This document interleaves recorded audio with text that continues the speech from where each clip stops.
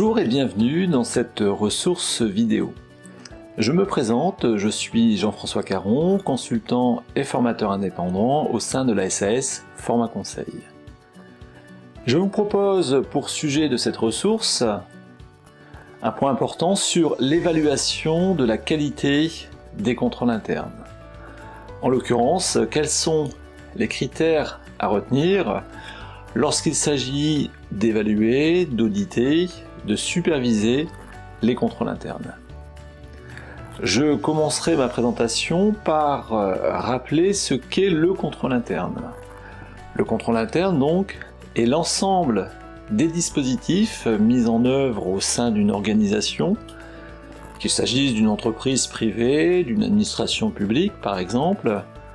Donc l'ensemble des dispositifs mis en œuvre au sein d'une organisation pour maîtriser les risques. En effet, une organisation, quel que soit son secteur d'activité, quel que soit son lieu d'exercice, est amenée à la fois à prendre des risques pour atteindre ses objectifs et se trouve en même temps exposée à d'autres risques. Il y a donc lieu de maîtriser ces risques. Le contrôle interne concourt à cette maîtrise. Le contrôle interne concerne également l'ensemble des personnes, des parties prenantes, intervenant au sein de l'organisation, qu'il s'agisse des métiers, qu'il s'agisse de fonctions administratives, qu'il s'agisse également du management et de la gouvernance, en l'occurrence la direction générale. Et puis pour conclure ce point de présentation générale, le contrôle interne est organisé par niveau, entre le premier niveau, relatif au métier et aux fonctions support, le second niveau qui porte sur la direction des risques, et ensuite le troisième niveau à propos de l'audit interne. Chaque niveau de contrôle, premier, second et troisième niveau, a nécessité d'apprécier la qualité de ces dispositifs de contrôle pour maîtriser au mieux les activités. D'où l'objet de cette ressource, des critères de qualité qui peuvent être retenus dans cette démarche. Je citerai donc 5 critères clés pour procéder à l'exercice. Premier critère de qualité, il s'agit de l'efficacité, c'est-à-dire de mettre en place des dispositifs appropriés pour que le contrôle interne, effectivement, concourt à maîtriser les risques, plus précisément à réduire la probabilité de survenance d'un événement défavorable, empêchant l'atteinte des objectifs, empêchant la bonne réalisation des opérations. Prenons un exemple. L'un des facteurs de risque les plus courants au sein d'une organisation sur un plan opérationnel concerne l'erreur humaine.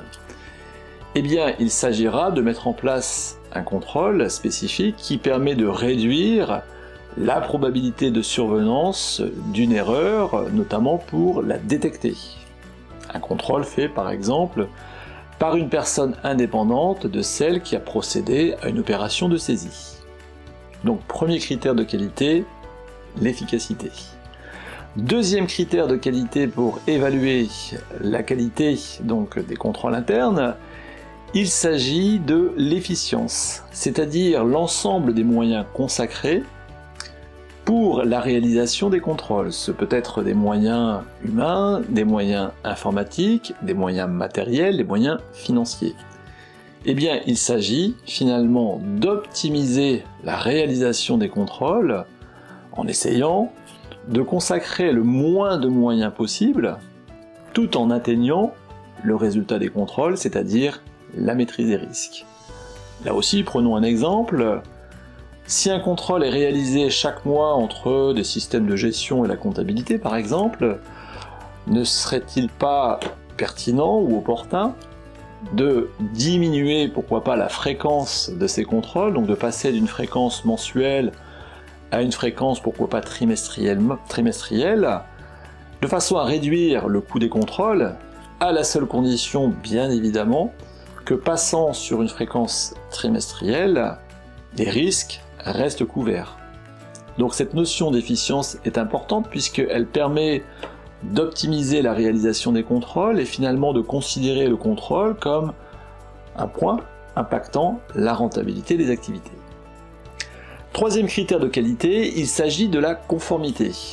Point important, il est possible que une obligation ou des obligations réglementaires imposent à l'organisation la réalisation de certains contrôles. Donc bien évidemment, le contrôle interne doit respecter ces obligations réglementaires, donc il convient de s'assurer que ce qui est exigé par la réglementation en termes de contrôle interne est effectivement mis en œuvre. Donc la conformité est un critère aussi de qualité très important. Troisième critère de qualité. Le quatrième va porter sur la formalisation des contrôles, sur leur matérialisation. On peut considérer en effet qu'un contrôle est effectivement réalisé à la condition qu'il soit formalisé. La formalisation suppose donc une trace des tâches de contrôle effectuées, sur la façon de procéder, sur les opérations qui ont été concernées par le contrôle en question, et bien évidemment sur les pièces justificatives de la réalité des contrôles et des résultats de ces contrôles. Donc la formalisation est également un critère de qualité très important lorsqu'il s'agit d'évaluer ou d'auditer les dispositifs de contrôle interne.